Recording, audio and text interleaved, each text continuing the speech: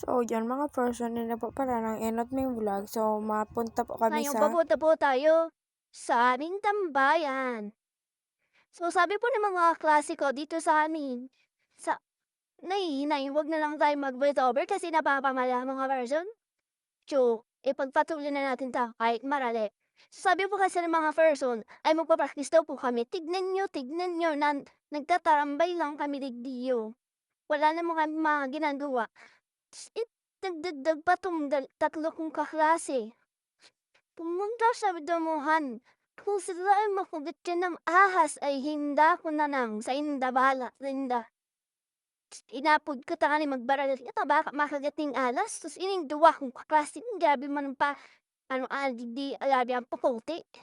So yun na yan ang tulo kong kaklase di sila nasamihan yan sabi ko magkakaigwasin da ning amorosi ko. Ay amor tuhod da nakakasuya na niyang mga person talaga hindi sila tatao.